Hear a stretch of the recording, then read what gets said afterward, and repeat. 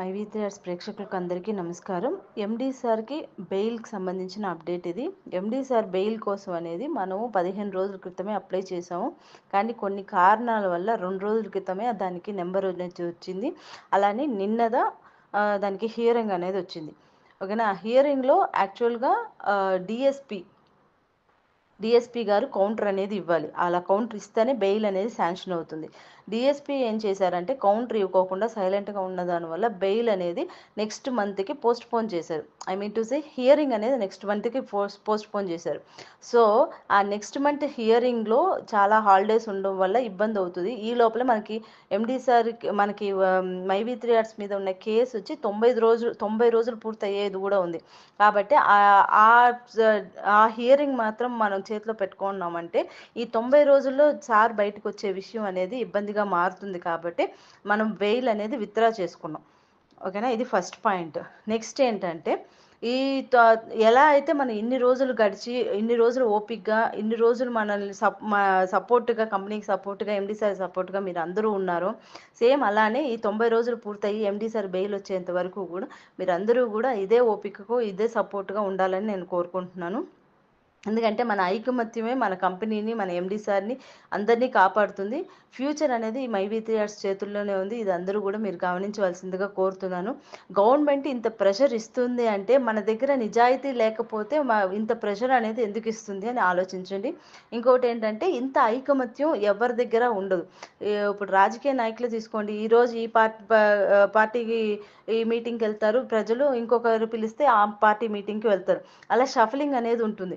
కానీ మన దగ్గరకు సంబంధించినంత వరకు ఇన్ని రోజులు గడిచినా ఇంత టైం గడిచినా సరే కంపెనీకి ఎండి సార్కి ఇంత సపోర్ట్గా ఉన్నారే, వీళ్ళని ఎలాగైనా సరే ట్రిగర్ చేసి కంప్లైంట్ ఇప్పించేలాగా చెయ్యాలని ఒకే ఒక కారణంతోనే ఈ కేసుకి అనేది మన ఎండి సార్ బెయిల్ హియరింగ్కి కౌంటర్ ఇవ్వకుండా నిలిపారు.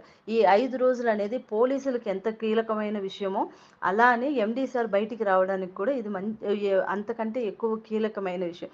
ఈ 5 రోజులు 6 రోజులు 90 రోజులు పూర్తయ్యే టైం వరకు మనం అందరం కూడా ఇదే ఐకమత్యంతో ఇదే సపోర్టివ్గా మనం అందరం కూడా ఓపిక్గా ఉన్నాము అంటే ఎండి సార్ తొందరలోనే బయటకు వస్తారు.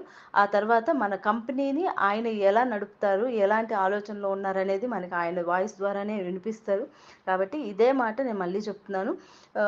ఎవరైతే లీడర్స్ ఉన్నారో కొంచెం వాళ్ళకి సపోర్ట్ ఇవ్వండి. ఎందుకంటే వాళ్ళు ఫోన్ చేయగానే వాళ్ళు మీకు బదులు చెప్తున్నారు అంటే వాళ్ళని కొంచెం మర్యాదగా నడుచుకోండి. ఎందుకంటే వాళ్ళ ద్వారానే మీకు ఈ అవకాశం అనేది వచ్చింది.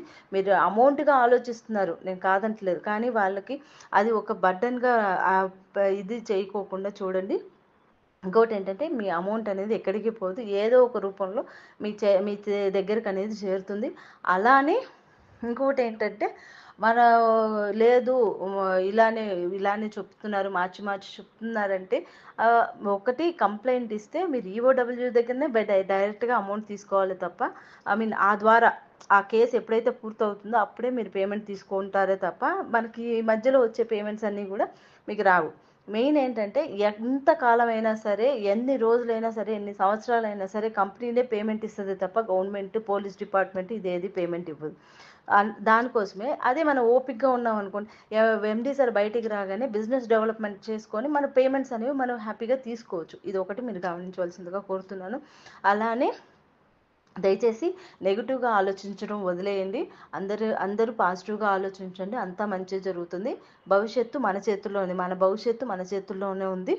కంపెనీ యొక్క భవిష్యత్తు కూడా మీ చేతుల్లోనే ఉంది. ఇది దృష్టిలో పెట్టుకొని మీరందరూ కూడా సపోర్ట్గా నిలుస్తారని మనస్ఫూర్తిగా కోరుకుంటున్నాను. ధన్యవాదాలు.